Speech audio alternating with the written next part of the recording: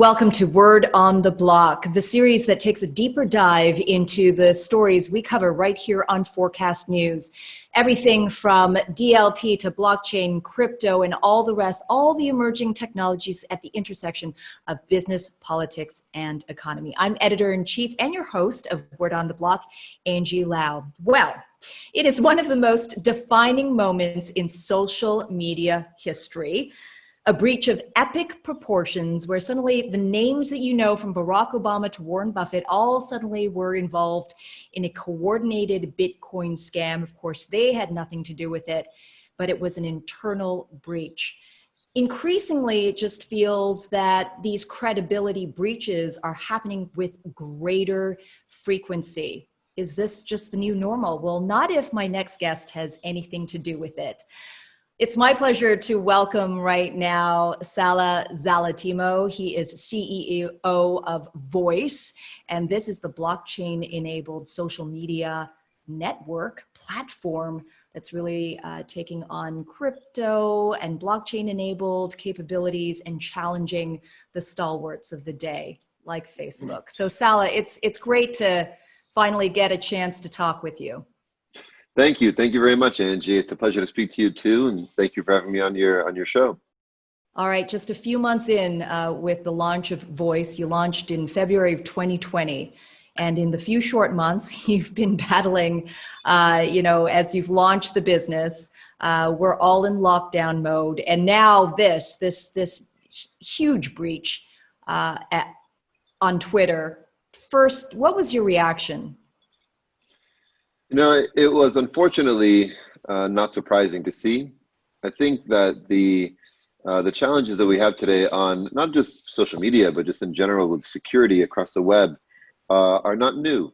And there's something that many of us in the blockchain community have been speaking about and really trying to forewarn to some extent, because as technologies get stronger and stronger, the ability to breach security and different types of digital defense become increasingly more available to people. And so our ability to secure our own users' personal data and our own personal data for ourselves really needs to evolve with those technologies. And that's what really we're all about at Voice. And that's why we're part of the reason why we're built on a blockchain backbone.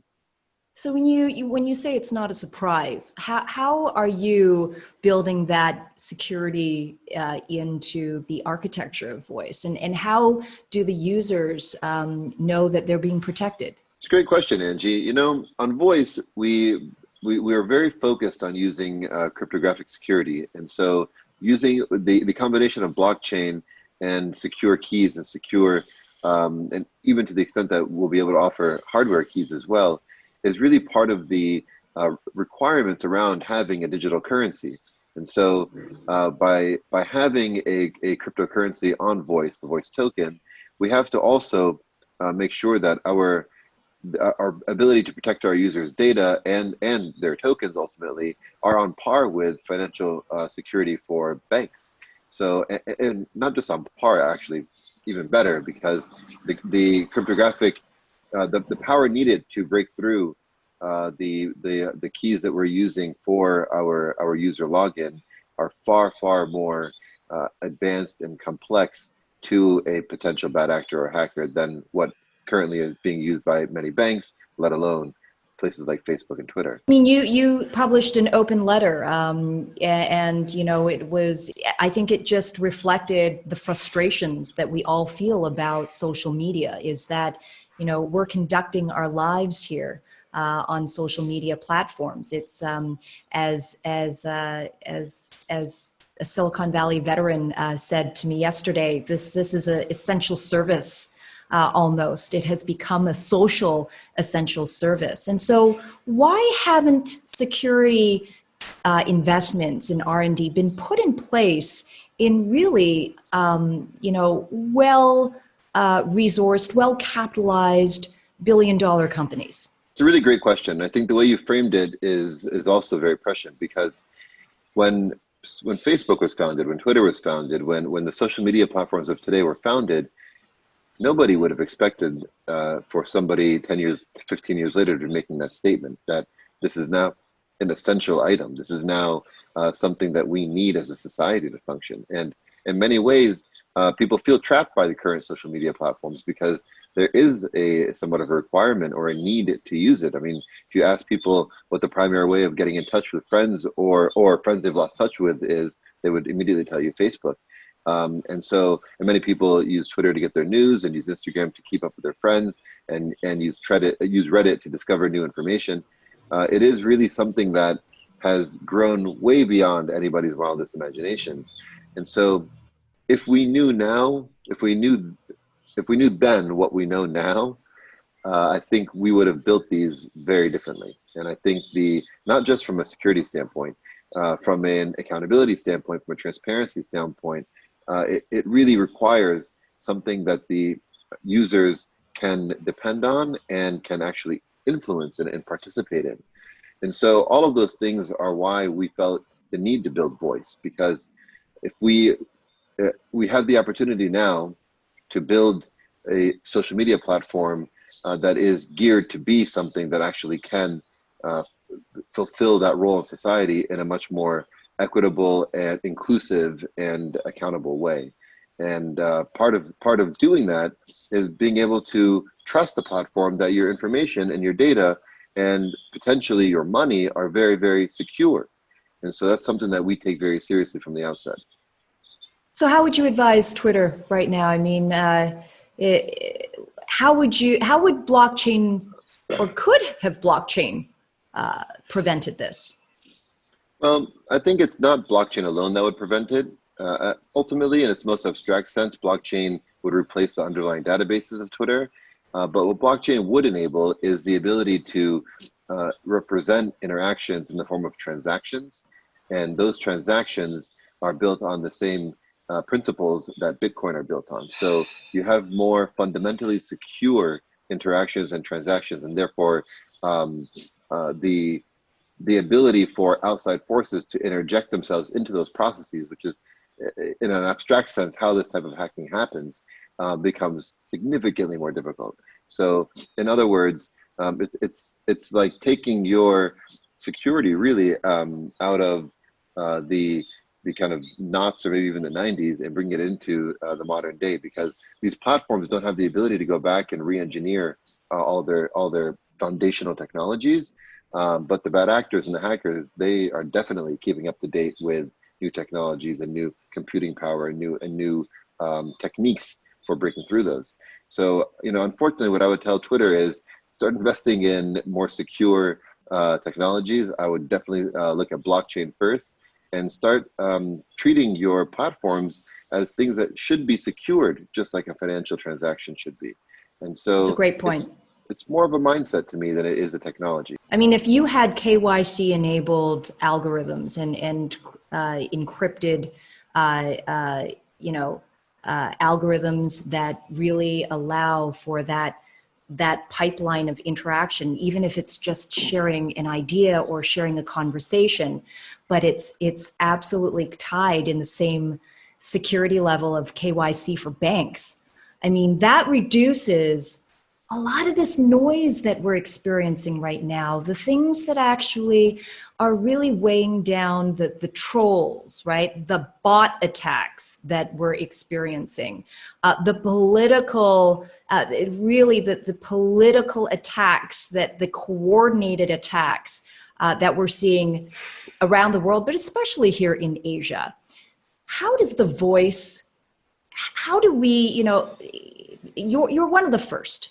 But also there are other blockchain-enabled social media platforms out there. But how are you thinking about those things as we kind of rush into the 21st century? Fake news, deep fakes, bot attacks. How does blockchain-enabled social media help us kind of clean that up? Angie, that's one of the topics that I'm most passionate about, and that's one of the reasons that we really felt like the requirement of verifying identities of people on their way into the platform, so that we can significantly reduce the noise once inside, really felt like a must-have. And no other platform has done it yet, because obviously it creates a lot of friction. It makes growing very large, very fast, a little bit more difficult.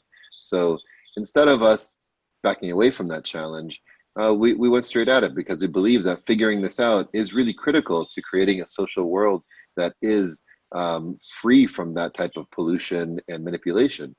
I mean, you would be stunned if you did a quick Google search on fake accounts on Facebook, and the numbers that they themselves report. Over the past 2 years, they've identified and removed over 8.7 billion fake accounts. I mean, it's a staggering number to really think about when there are only 7.5 billion people on Earth. So it's really staggering to think about how much of the information you yourself see, let alone people that are maybe less discerning in the world see, that is manipulated by fake accounts and by bots. And so if somebody has the ability and the technical know-how to deploy a army of bots on Facebook with hundreds of thousands of fake accounts, they can move sentiment, they can move ideas, they can take ideas from obscurity and make them trending ideas simply by creating these bot farms and these like farms. I'm sorry. So for us, it's critical. And so we want to be in a place where when you come onto Voice, you know that you are getting real news, you know that you are talking, you are having real discussions with real people. And it's something that actually in 2020 sounds kind of like a pipe dream. It's like, how could you possibly do that knowing what you know today on social media? Well, if we start a little bit differently and we build this from the ground up with a commitment to verifying identities and to putting humans above machines and bots at all touch points and in all ways, it actually is possible. And we've already seen it. And we're very, very excited about what we're about to roll out over the next few months. How many fake accounts have you removed on Voice? Thus far, we have not removed any fake accounts. We have been very, very diligent. In fact, when we started, because we were so committed to this, we were very committed to verifying identities and always putting humans first. And so that means that verifying identities must happen on the way in, and we have to stay vigilant throughout the entire user life cycle. And so aside from a highly accurate process when people are entering the platform, we also do checks in the background asynchronously, so that just in case anything did slip through, we can identify it and flag it and have somebody review it. We started off with the traditional KYC because even though it is the most aggressive approach to doing this, and we know that it's not something that is truly scalable, it was the best available option to us. And we've been working very hard over the past few months to create a new and proprietary sign-up process, which is much lighter and does not require any government documents, but can verify that you are indeed a living human being and that you are unique on the platform. And so the sign-up process we have endearingly called internally human sign-up, and it will be releasing on August 15th to friends of users on the platform. So we will allow first, before opening the platform to the general public, we're first going to have a period where only registered users who have requested and been granted early access will be inviting their friends on. And they'll be doing that through this new human sign-up, which we're very excited to roll out. How many users do you have now? Well, we're currently not sharing specific numbers on that because we're in our closed beta. But we are hoping to ramp up quite significantly over the coming months, and we'll be happy to share those numbers as we move down the road a bit further. I mean, one of the reasons why I ask is because if your friends are not using the social network platform that you're on, you're kind of stuck where everybody is. Until we see that kind of migration, despite Cambridge Analytica, despite what we're seeing as a sponsor bleed out from Facebook costing billions of dollars to market cap, despite all of that, people are still very much tied to these social media platforms, despite these credibility breaches. So at what point are we going to see that kind of tipping point where the established, more secure, when are we going to see that kind of mass adoption? How are you going to, achieve that in a way that, other social media, blockchain-enabled social media platforms like Steemit have failed to do thus far? That's a great question, Angie. And I think that's exactly where most people get stuck. I think the idea that we need a better social media is not a new one, and it's one that, quite frankly, is supported by the majority. I mean, it's near unanimous. I don't think there's anyone in the world that would tell you that social media today is perfect and it can improve. But the challenge is, how do you then create a competitor or an alternative to social media when we all know that it is dependent on reaching a critical mass? And so the way we think about this is in stages. We're not aiming to build a replacement to any of the social media platforms. We're aiming to build an alternative. And right now, there is not a place where you can go ensure that you're engaging with actual people, that you're having discussions on real substantive topics where you can actually engage with people that are like-minded, both from an interest standpoint, also could be geographic. It's a community-based platform. And so the way we think about it is we need to start small, build our community, really hone and mature our product with our most early adopters and our most loyal users. And right now we have over 75,000 people on our waiting list waiting to get in. So the demand is there, and there are people committed to pursuing an alternative to today's social media. And that group of early users are really the key to getting us to the mass market. So once we have engaged with that community and we're able to work through all of the features and the enhancements and the optimizations that we know are needed, especially with a platform that is so new. I mean, we are the first really tokenized social media platform that is pursuing and really has a good shot at getting to scale. So our plan is to first start there, and then scale up from there over the coming 12 months. And so we really think that it's going to be, we're in a moment in time right now where the need for new social media is greater than ever. In fact, it feels like it's reaching a fever pitch. So we think we will be able to start small by identifying that passionate user base, and then we'll grow from there. We got a new user right there, right behind you. There Your we go. 2-year-old. He's ready to go. But he wants to give you a point of view. That's a great segue to what if your point of view, KYC is not going to protect a platform from points of views that are, racially biased, sexist, all of those things that Twitter and everybody else have a heck of a time trying to police. You don't want to censor, you want to celebrate free speech, but at the same time, how do you think about that when it comes to governance or even policy as you really moderate these, or do you even moderate some of these discussions? On voice, one of our core principles is empowering communities to self-govern. What we mean by that is, in a platform, as you mentioned before, that is so essential, in a type of platform that is so essential to society today, there must be accountability, and the community themselves and the users must be able to influence how that community is managed and the policies around that community. And so it is something that we hold very dearly. And again, if you step back and think about this from knowing then what we know now, you would want the people running an organization like Facebook to have some public accountability to their user base, and to be able to, when they're debating what policies they should and shouldn't implement for moderating content, we should have a say in that.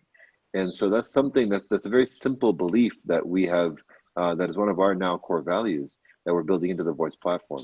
Do you have controversial conversations on Voice, and how do you deal with it? Yeah, absolutely. Content moderation is a fascinating topic. It's the way it's discussed today is, especially with all the discussion around Trump and his tweets and hate speech on the platforms, it's really, really fascinating to think about, because it is an area that corporations in general have struggled with, because it's very clear what is legal, what is clearly illegal. And so it's easy for platforms to moderate that content. The content that is in the gray area, and hate speech falls in the gray area, which is not illegal, but it is objectionable, is really where they struggle. And we believe that it's actually not their responsibility to make that judgment. They are the ones that have the power to enact change and to moderate, but we fundamentally don't believe that they should be the ones determining what should and shouldn't be moderated or how. We believe that power resides with the people. And so we're committed to, at Voice, from the onset, pushing that power back down into the community. If you again step back and think about this and try to compare it to the real world, it's not the way that current social media platforms are handling this, top down from the corner office, is not a way that society functions today.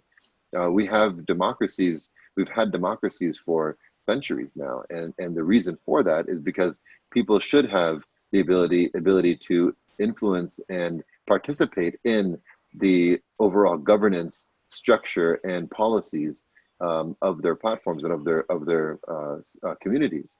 And as you noted again, these platforms have become that.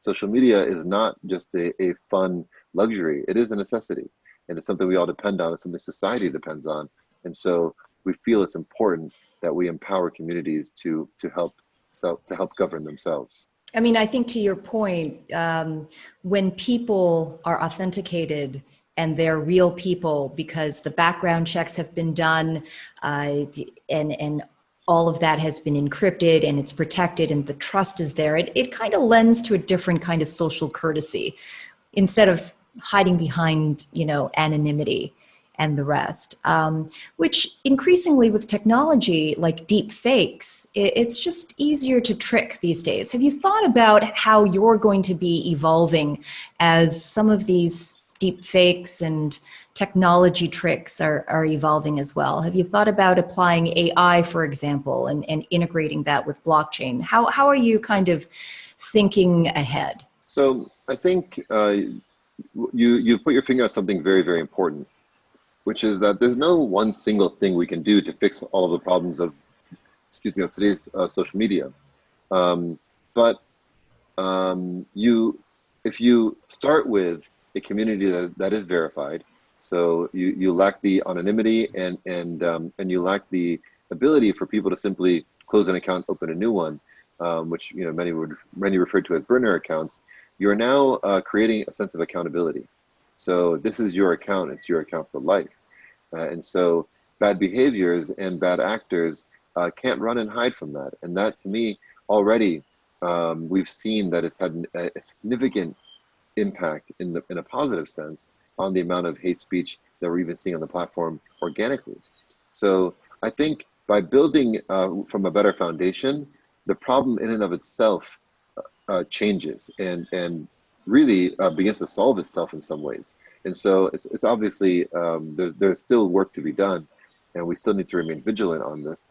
But if we lean on people and humans to work together to identify misinformation, to identify deep fakes, to be able to track content and data on a verifiable blockchain, these things change the discussion. And it's one of the things that I find difficult to try to convey, and really we're taking the approach of just wait and you'll see, which is if you fundamentally change the ethos and the building blocks of your platform, a lot of today's problems wouldn't exist. And so the world is focused on making incremental improvements right now on what's going on social media platforms, but ultimately it takes a more fundamental change to really solve these problems. Well, Salah, it was a pleasure to talk with you. I think there's no doubt in our minds, at least, that the pendulum is swinging wildly.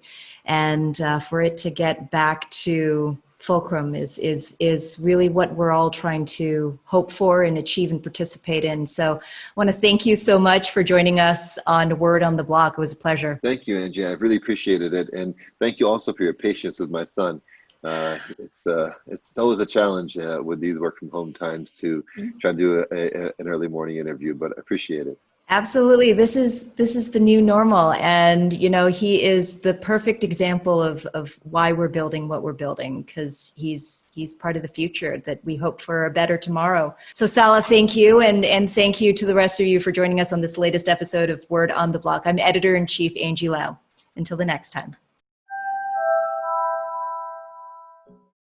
You know what I'm going to say here, right? Like, comment, subscribe. We hope you do.